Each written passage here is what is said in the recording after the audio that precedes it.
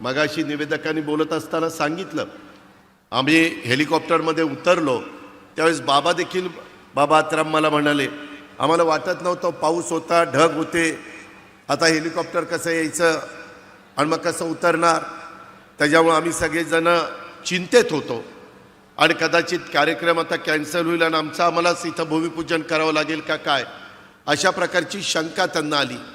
येताना हेलिकॉप्टरमधनं सुरुवातीला नागपूरला बरं वाटलं, परंतु नंतर जे ढगात हेलिकॉप्टर शिरलं, इकडं बघतोय ढग, तिकडं बघतोय ढग, आणि आमचे देवेंद्र फडणवीस निवांत गप्पा मारत बसले. म्हणलं बघा जरा बाहेर काही दिसत नाही, कुठं झाड दिसेना, कुठं काही दिसेना, जमीन दिसेना, आपण ढगात चाललोय, कुठं चाललोय, काय चाललोय. म्हणले काही काळजी करू नका.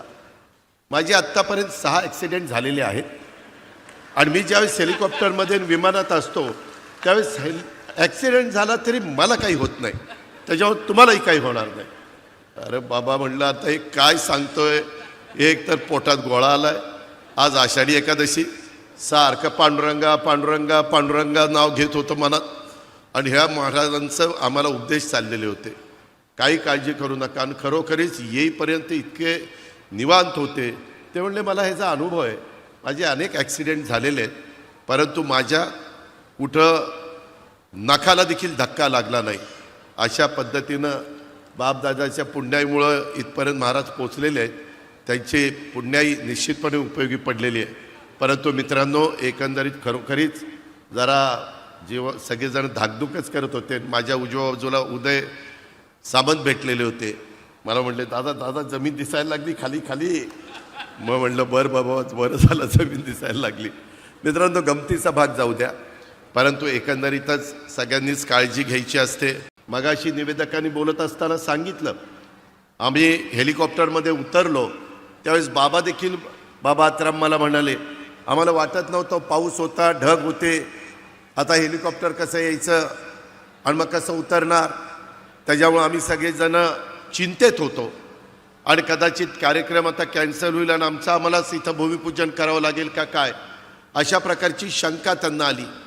येताना हेलिकॉप्टरमधनं सुरुवातीला नागपूरला बरं वाटलं, परंतु नंतर जे ढगात हेलिकॉप्टर शिरलं, इकडं बघतोय ढग, तिकडं बघतोय ढग, आणि आमचे देवेंद्र फडणवीस निवांत गप्पा मारत बसले. म्हणलं बघा जरा बाहेर काही दिसत नाही, कुठं झाड दिसेना, कुठं काही दिसेना, जमीन दिसेना, आपण ढगात चाललोय, कुठं चाललोय, काय चाललोय. म्हणले काही काळजी करू नका. माझे आत्तापर्यंत 6 ॲक्सिडेंट झालेले आहेत आणि मी ज्यावेळेस हेलिकॉप्टरमध्ये विमानात असतो त्यावेळेस ॲक्सिडेंट झाला तरी मला काही होत नाही, त्याच्यावर तुम्हालाही काही होणार नाही. अरे बाबा म्हणलं आता हे काय सांगतोय, एक तर पोटात गोळा आलाय, आज आषाढी एकादशी, सारखं पांडुरंगा पांडुरंगा पांडुरंगा नाव घेत होतं मनात, आणि ह्या महाराजांचं आम्हाला उपदेश चाललेले होते, काही काळजी करू नका. आणि खरोखरीच येईपर्यंत इतके निवांत होते.